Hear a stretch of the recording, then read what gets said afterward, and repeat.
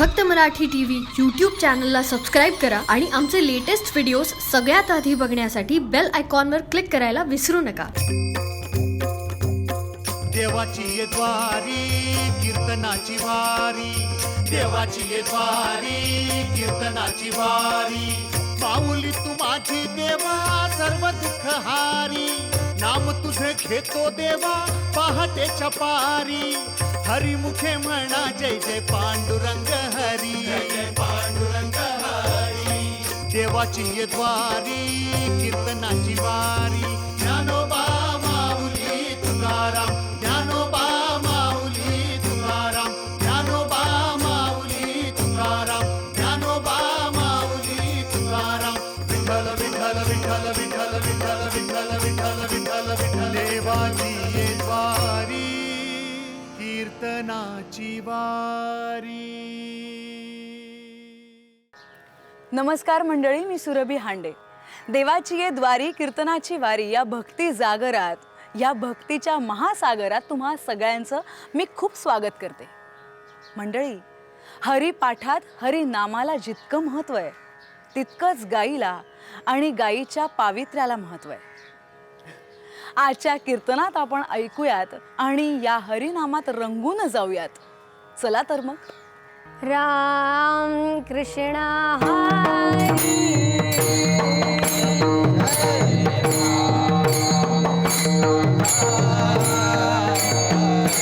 जय जय राम कृष्ण हरी,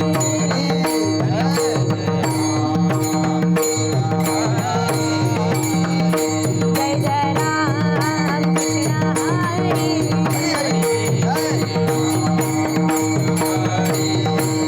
जय जय राम कृष्ण हरी, जय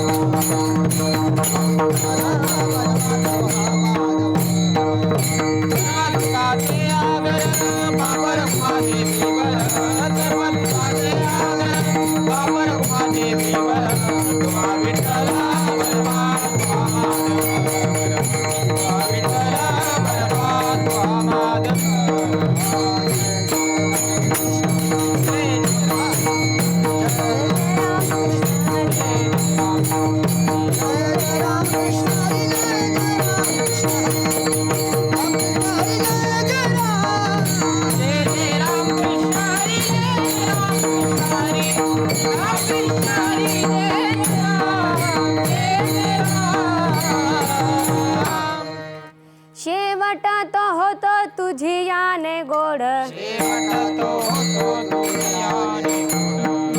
मनऊनी झाड धरीत असे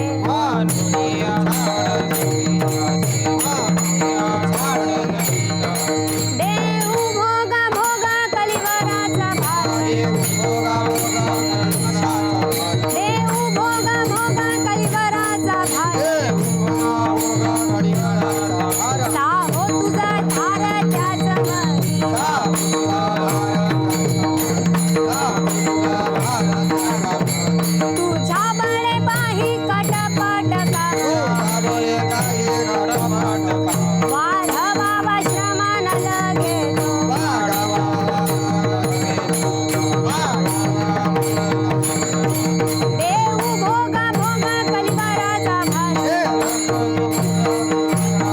का म्हणे आम्हीचे पलो या भारे तू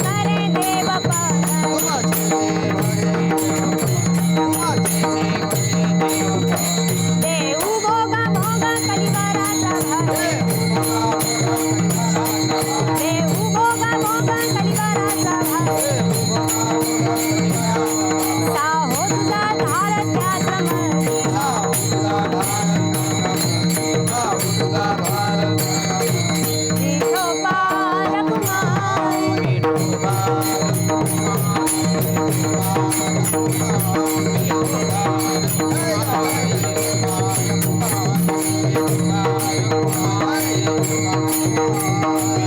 भार देऊ भोगा भोगा कलिवराचा भार साहो तुझा धार त्याच मधी विठोबा रखुमाई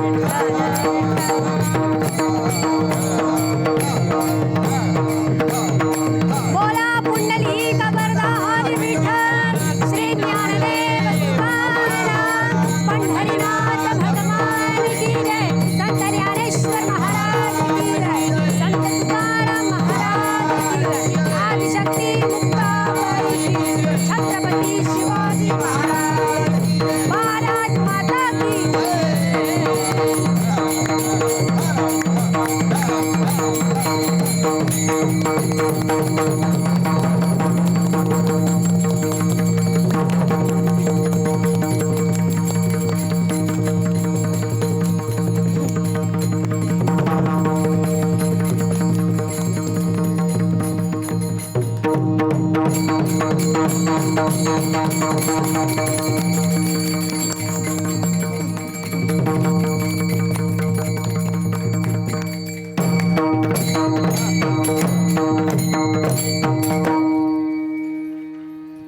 शेवट तो होतो तुझी आने गोळ मन उनी चाड धरी तसे देव भोगा भोग कलिवराचा भार साहो तुझा थार त्याच मधी तुझ्या बडे काही खटपट काम वाढवावा श्रम न लगे तो देव भोगा भोग कलिवराचा भार साहो तुझा थार त्याच मधी तुका म्हणे आम्ही चेपलो या भारे तुमचे ते खरे देवपणा देऊ भोगा भोग कलिवराचा भार साहो तुझा थार त्याच मधी विठ्ठल विठ्ठल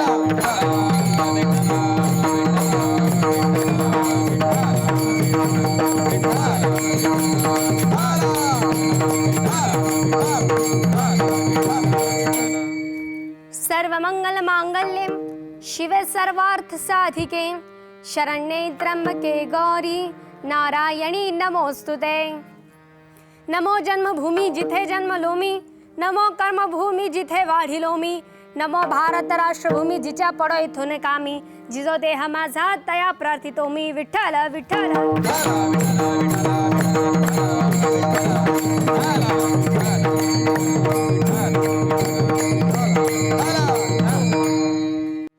वाटत होतो तुझ्याने गोड म्हणून चाळ धरी तसे देऊ भोगा भोग कलिवराचा भार साहो तुझं थार त्याच मधी.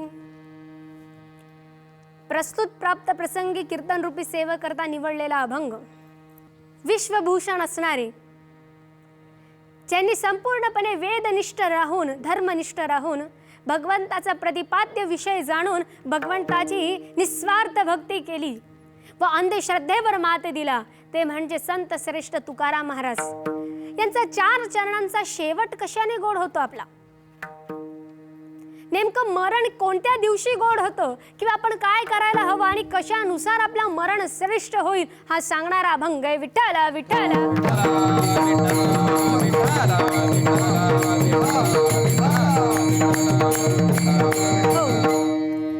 मुख्यतः असं जाणून घेतलं पाहिजे की या संपूर्ण महाराष्ट्रामध्ये या संपूर्ण महाराष्ट्राला दिव्यात आणणारा हिरा इटली, फ्रान्स, जपान, जर्मनी असे अनेक देश ज्यांचं गाथेचं भाषांतर करून त्यांचं जे तत्वज्ञान जपतात असे असणारे आपल्या या भारताचा अभिमान म्हणजे तुकाराम महाराज. आणि तेच तुकाराम महाराज आपल्याला मात्र आज सांगतायत की शेवट कशाने गोड होतो. शेवट काळे वळण्यापूर्वी शास्त्रांमध्ये असं म्हटलंय, नवी प्रिपादोदक कर्दमानी नच वेद शास्त्र ध्वनी गर्जितानी स्वहा स्वधाकार विवर्जितानी स्मशानी तुल्यामी ग्रहाणी तानी. ज्या घरामध्ये देवकार्य पितृकार्य होत नाही, ज्या घरामध्ये स्वहा स्वधाकार होत नाही, ते घर घर नसून स्मशान मानलं जातं. म्हणून स्वहाकार स्वधाकार, स्वहाकार म्हणजे काय तर देवकार्य, कीर्तन करणं झाली किंवा अनेक प्रकारचे उत्सव साजरे करणे झालेत, पूजा झालीत, यज्ञ झालेत, त्याला म्हटलं स्वहाकार. आणि स्वधाकार म्हणजे काय पितृकार्य, वर्षी असेल श्राद्ध असेल हे करणं अत्यंत आवश्यक आहे. आणि म्हणून हे कार्य करतात महत्वाची गोष्ट म्हणजे भगवंताचं नामचिंतन करून केलेलं, की जेणेकरून स्वधाकार करत असताना मनुष्याचा शेवट गोड होईल. आता 2 प्रकारचे काळ असतात. अनेक काळ जरी असले तरी 2 महत्वाचे काळ, एक मध्यान्ह काळ आणि दुसरा अंतकाळ. असं म्हटलं जातं साधू जर ओळखायचा असेल तर तो मरणाच्या वेळेस ओळखला जातो. शूर ओळखावा रणी आणि साधू ओळखावा मरणी. खरा साधू तेव्हाच ओळखला जातो. कारण मध्यान्ह काळ आणि अंतकाळ, साधू साधक मात्र अंतकाळाचा विचार करतात आणि आपल्यासारखी सामान्य लोक मध्यान्ह काळाचा विचार करतात. मध्यान्ह काळ म्हणजे फक्त खाण्याचा विचार करतात, की आपल्याला उद्या काय जेवण करायचं आहे, आपण उद्यासाठी आपलं स्वतःचं भरण पोषण करण्यासाठी काय काय तयार करायला हवं हे मात्र आपल्यासारखी सामान्य जनता विचार करत असते. पण साधू मात्र शेवटचा विचार करतात. बरं, शेवटाचा विचार का करतात अंतकाळाचा विचार साधू मंडळी? कारण साधूंना, साधकांना, संतांना हे माहीतच आहे ज्या वेळेला आपण जन्माला आलो त्यावेळेस पासूनच भगवंताने आपली सोय केली आहे. आणि म्हणूनच म्हटलंय, मातेची या उदरी उपजलासी जेव्हा चिंता तुझी तेव्हा केली त्याने, चिंता तुझी तेव्हा केली त्याने. मातेची या उदरी उपजलासी जेव्हा चिंता तुझी तेव्हा केली त्याने, चिंता तुझी तेव्हा केली त्याने. मातेची या उदरी उपजलासी जेव्हा चिंता तुझी तेव्हा केली त्याने. जब दंत नाही ते तभी अन्न दिया, अभी दंत दिये तो अन्न न दे.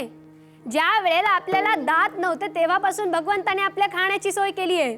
दात नसताना दुधाची सोय करून दिली. मग आता दात असताना भगवंत आपली गैरसोय करेल का? तर अजिबात नव्हे. भगवंत आपली अगोदरपासूनच सोय करून ठेवतो हे साधूंना आणि साधकांना माहीत आहे. एवढंच नव्हे तर नेहमी लक्षात ठेवायचं, या जगात कुणीच कुणाचं नाही. कशावरून शास्त्र सांगतं, धनानी भूम पशवश्च गोष्टे भार्या गृहद्वारे जन स्मशाने देहाश्रितायाम परलोक मार्गे कर्मानुगो गच्छति जीव एक. धन भूमीत पशु गोठ्यात बायको दारापर्यंत जन स्मशानापर्यंत आणि हा देह चितेत भस्म होतो आणि मात्र आत्मा आपल्या कर्मानुसार नरकात किंवा स्वर्गात जातो. कारण एक नेहमी लक्षात घ्यायचं, कुणीच कुणाचं नाही. आपल्या पुराणांमध्ये सुद्धा सांगितलंय. काय सांगितलंय?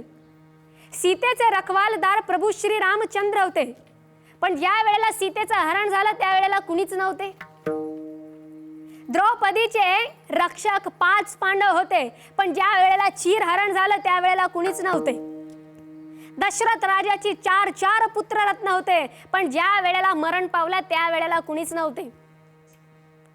अभिमन्यू हा सर्वांचा लाडका होता, परंतु ज्या वेळेला चक्रव्यूहामध्ये अडकला त्यावेळेला त्याला वाचवण्यासाठी कुणीच नव्हते.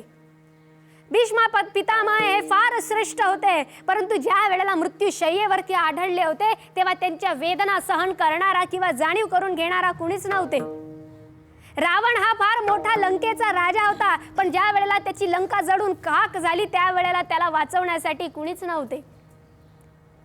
भगवान श्रीकृष्ण हे सुदर्शनधारी होते, परंतु भगवान श्रीकृष्णांना जेव्हा बाण लागला त्यावेळेला त्यांची जाणीव करून घेणारा किंवा कीव आणून देणारा कुणीच नव्हते. लक्ष्मण भगवंत हे फार फार भारी धनुर्धारी होते, परंतु ज्या वेळेला त्यांना शक्ती लागली त्यावेळेला कुणीच नव्हते. म्हणजे ज्या वेळेला आपल्यावरती बिकट परिस्थिती येते, मृत्यूच्या ठाई असतो, त्यावेळेला कुणीच कुणाचं नसतं. हे पुराणांनी आपल्याला देखील सांगितलंय. फक्त जर कोणी असेल तर आपले कर्म असतात, आणि कर्माला बाधित असलेलं भगवंताचं नामस्मरण असतं, कुणीच नसतं. कारण असं म्हटलं जातं, आपण फूक मारून दिवा विझवू शकतो, परंतु अगरबत्ती विझवू शकत नाही. फूक मारून आपण दिवा विझवू शकतो, परंतु अगरबत्ती विझवू शकत नाही. आणि ज्याचं कर्तृत्व आणि ज्याचे कर्म दरवडतात, ज्याचं कर्तृत्व आणि ज्याचं कर्म दरवडतात त्याला कुणीही विझवू शकत नाही. हे नेहमी लक्षात ठेवायचं. आणि कर्तृत्व काय, मग कर्म काय? अंतकाळामध्ये आपला कोणीच सखा सोयरा नाही, कुणीच पत्नी नाही, कुणीच पती नाही, कोणतेच लेकरं नाही, कोणतेच बाकरं नाही, कोणीच नाही. म्हणून नेहमी लक्षात ठेवायचं, आपल्याला शेवटासाठी काय, मनुष्य एक कार्य करत जातो, परंतु ते कार्य करत असताना पुढे ढकलतो. म्हणजे कर्तृत्व किंवा आपलं कर्म श्रेष्ठ आहे. मग कर्तृत्व आणि कर्म श्रेष्ठ आहे तर काय करावं? आपण आळस करावा का, की एक कार्य केल्यानंतर दुसऱ्या कार्यावरती ते ढकलणं? राष्ट्रसंत तुकडोजी महाराज सांगतात, उद्या करायाचे आज करा काही, उद्या करायाचे आज करा काही, उद्या करायाचे आज करा काही, उद्या करायाचे आज करा काही, उद्या करायाचे आज करा काही, भरवसा नाही आयुष्यात. उद्या करायाचे आज करा काही, भरवसा नाही आयुष्यात. देह हाकाचे घडीये सारी गा, देह हाकाचे घडीये सारी गा, हो देह हाकाचे घडीये सारी गा, देह हाकाचे घडीये सारी गा, देह हाकाचे घडीये सारी गा. काय धोका गे मना, काय धोका गे मना.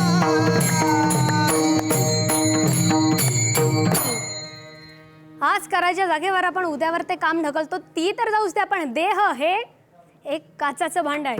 केव्हा फुटेल, केव्हा तुटेल, केव्हा त्याला टिचा जातील हे आपल्याला कळेल नाही. मग त्यावर आता प्रश्न हा येतो, कुणीच कुणाचं नाही, मग शेवट नेमका गोड कशाने होतो? चंदनाच्या लाकडामध्ये जाळलं या देहाला म्हणजे तुमचा शेवट गोड झाला का? नाही.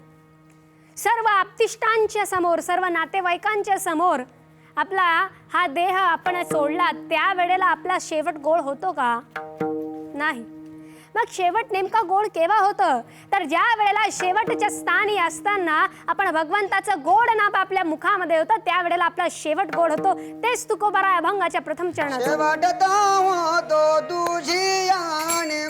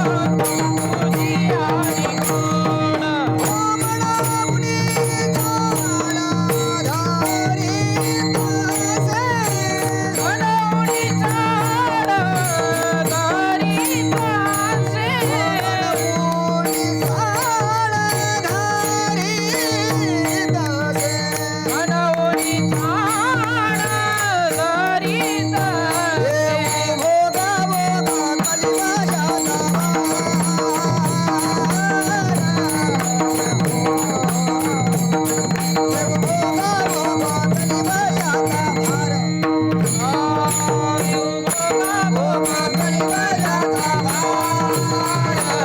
देवभोगा भोग कलिवराचा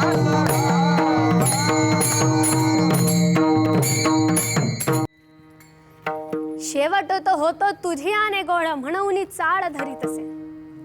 तुकाराम महाराज सांगतात भगवंताला, आता बघा तुकोबारायांनी अनेक प्रकारचे संवाद साधलेत. तुकोबारायांनी एका ठिकाणी स्वतःशी संवाद साधलाय, तर एका ठिकाणी भगवंताशी संवाद साधलाय, तर एका ठिकाणी समाजाशी संवाद साधलाय. अभंग म्हटले, कविता म्हटलं किंवा कोणतं लेखन म्हटलं तर त्याला एक प्रकारे संवादाचाच भाग म्हटला जातो. मग आता मात्र हा संवाद संत मंडळी भगवंताशी करतात. संत तुकाराम महाराज हा संवाद पांडुरंगाशी करतायत, परमात्म्याशी करतात आणि काय म्हणतात, भगवंता ज्या वेळेला माझं शेवट गोड होईल, कोणत्या वेळेला होईल, ज्या वेळेला तुझं गोड नाम माझ्या मुखात येईल ना, त्याच वेळेला माझा शेवट हा मात्र गोड होणार आहे. हे कोण म्हणतं? हे तुकोबाराय म्हणतात. मग आता तुकोबाराय मात्र असं म्हणत असताना अनेक प्रकारचे उदाहरणं आपण या समाजामध्ये बघू शकतो. त्यातून एक श्रेष्ठ उदाहरण म्हणजे काय, गौतम बुद्ध. कशा प्रकारे सिद्धार्थ नावाचे ज्या वेळेला ते एका राजवाड्यामध्ये जन्माला आले आणि एका राजवाड्यामध्ये जन्माला आलेला असताना भविष्यकाराने सांगितलं हा बालक मात्र ताबडतोब वैराग्यवान होणार आहे. आणि त्या राजाला वाटलं की हा राजा जर ताबडतोब वैराग्यवान झाला तर या राज्याचा कारभार कोण करेल. मग या राज्याचा कारभार करण्यासाठी आपण करावं तरी काय, म्हणून सिद्धार्थाला त्याच्या वडिलांनी घराच्या बाहेर जाऊ दिलं नाही. राजवाड्यामध्ये सर्व सुख सुविधा उपलब्ध करून दिल्या आणि वय झाल्यानंतर मात्र त्याचा सुंदर सुकुळातील सुकुमार अशा कन्येशी विवाह केला. त्या सिद्धार्थाला एक पुत्र झाला आणि आता राजाला वाटलं की आपल्या पुत्राला मात्र पुढचा कारभार सांभाळायचा आहे.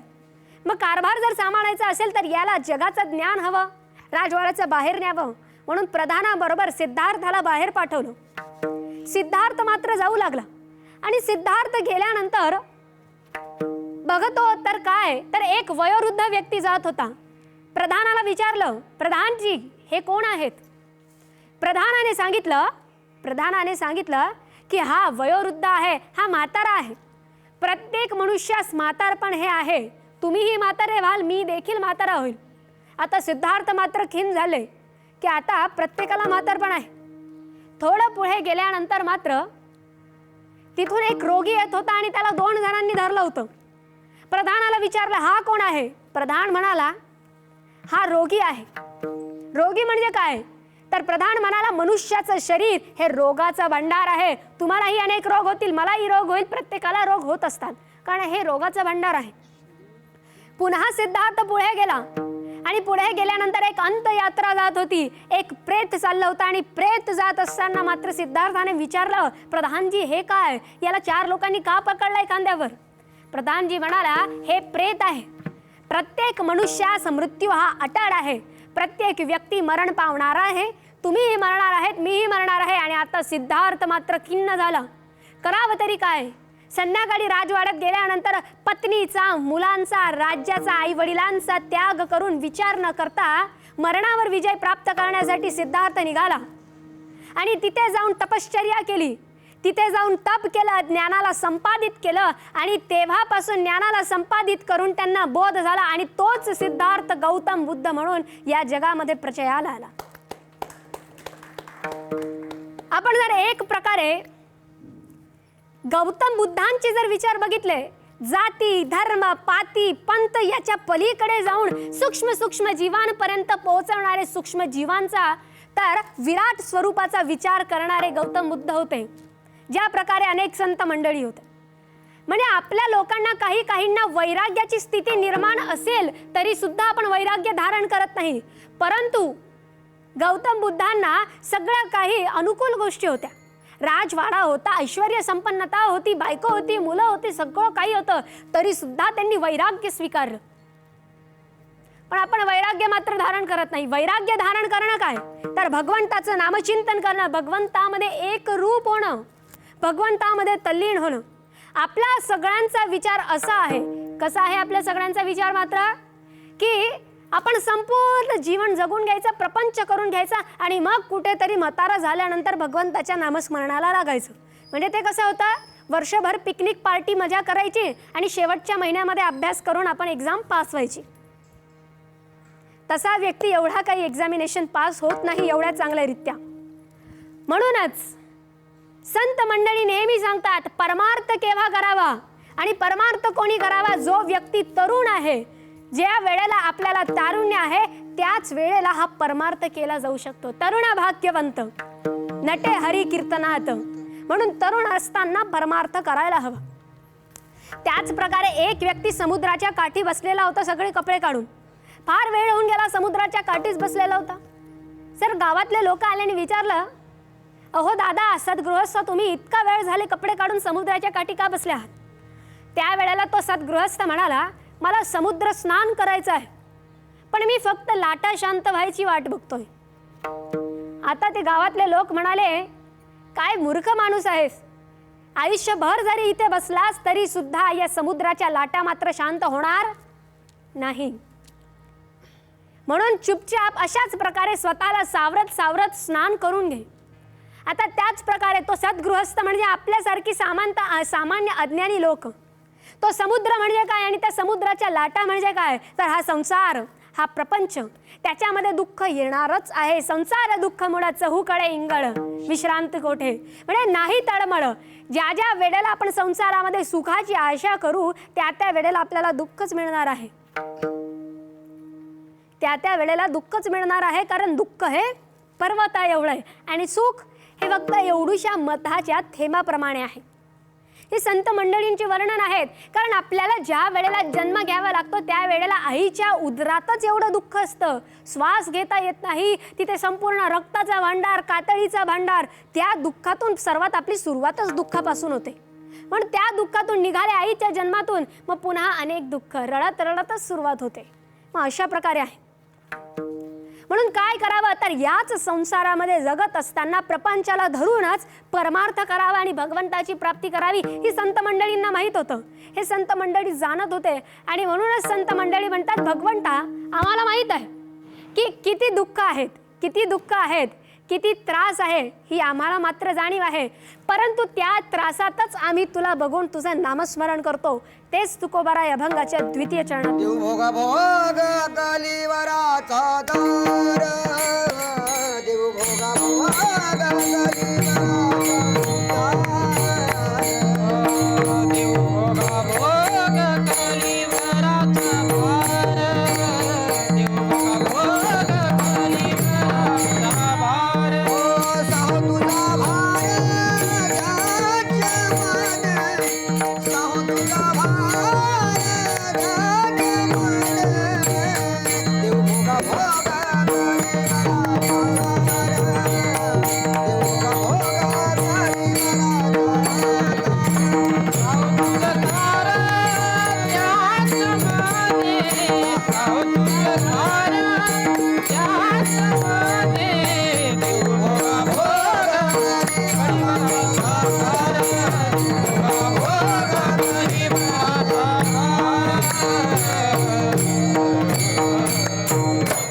तुकोबाराय म्हणतात, देव भोग भोग कलिवराचा भार, साहो तुझं थार त्याच मध्ये.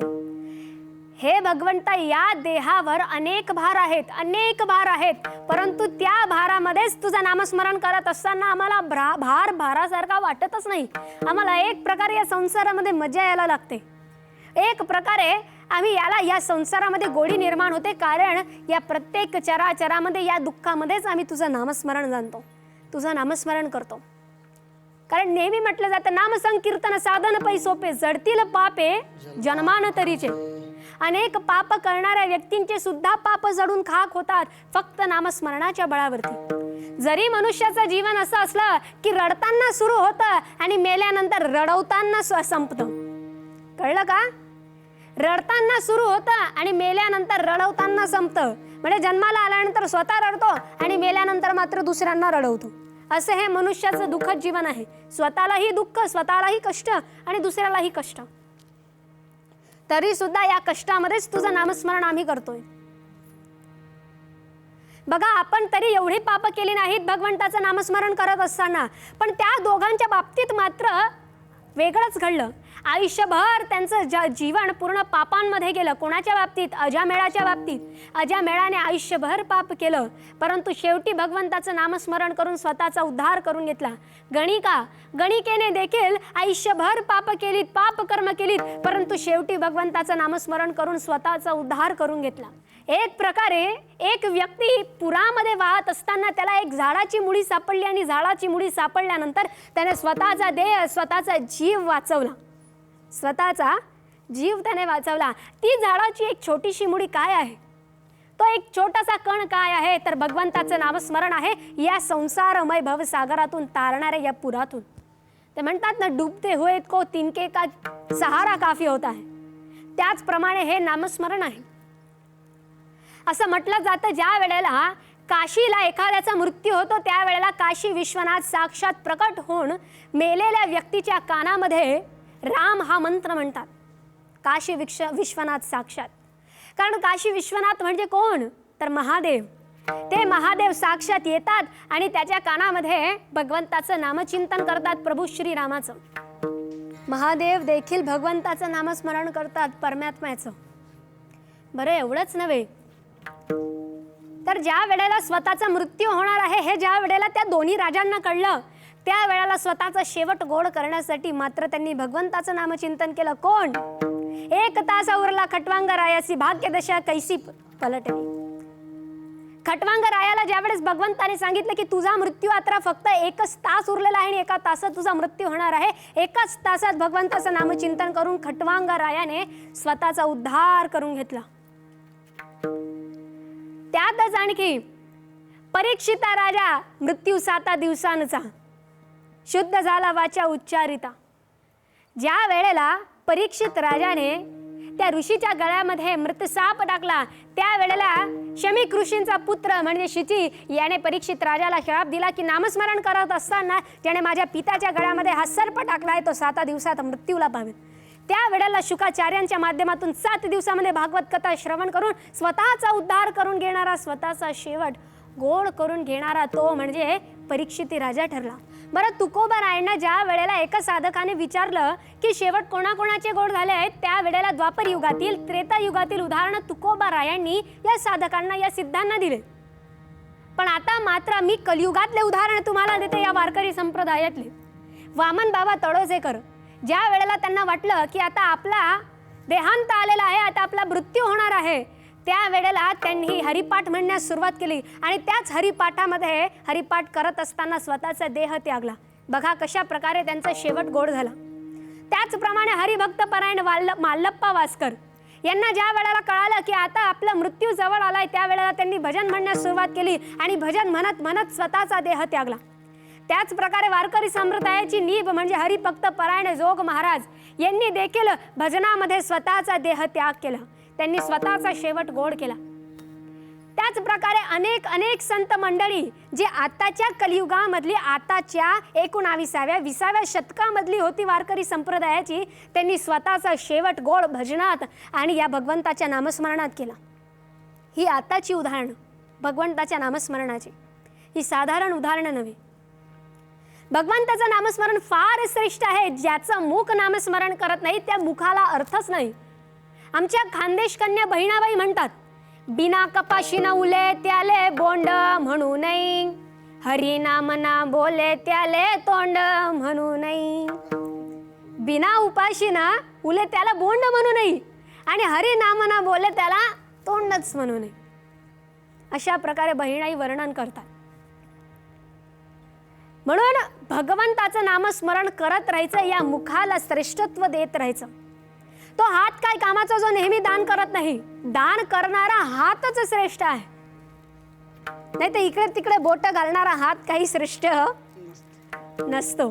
म्हणून दान करत राहायचं आणि भगवंताचं नामस्मरण मात्र करत राहायचं.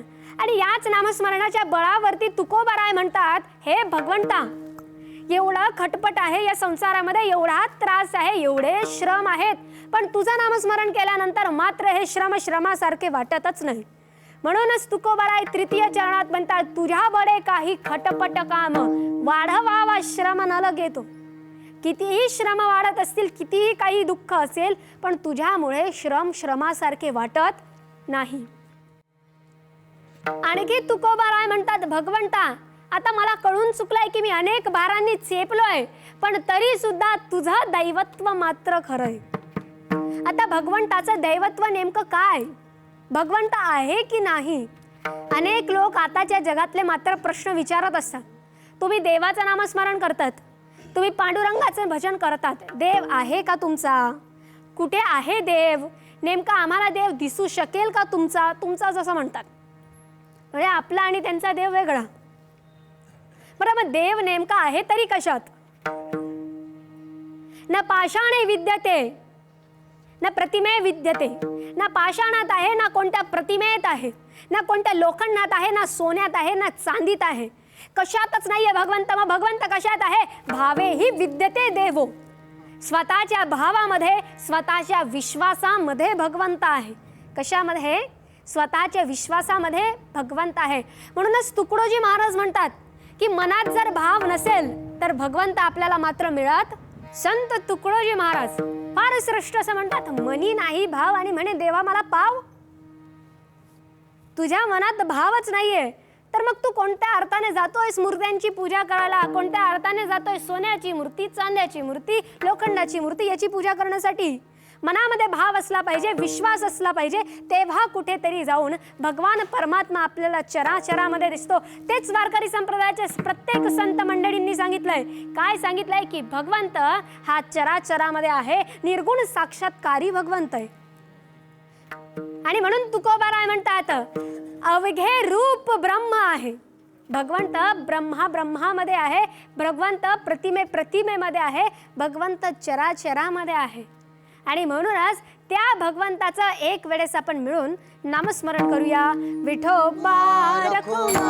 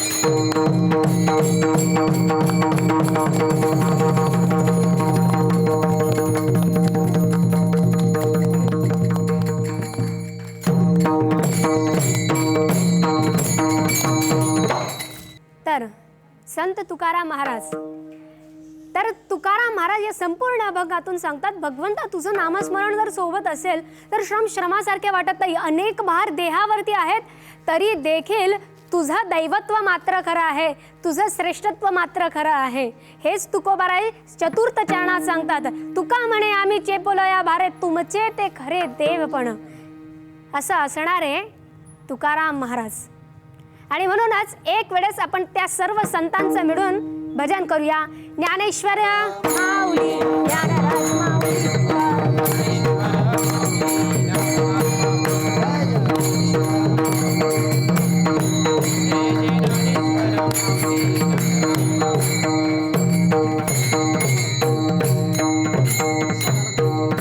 विठ्ठल जय हरी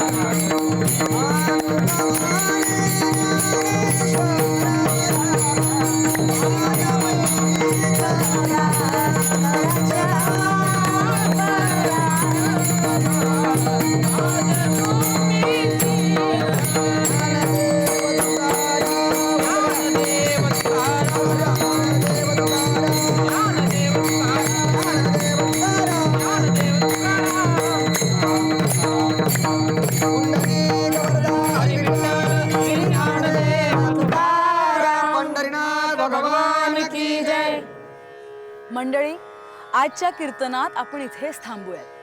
पुन्हा भेटूयात पुढच्या कीर्तनात. पांडुरंग हरी वासुदेव हरी.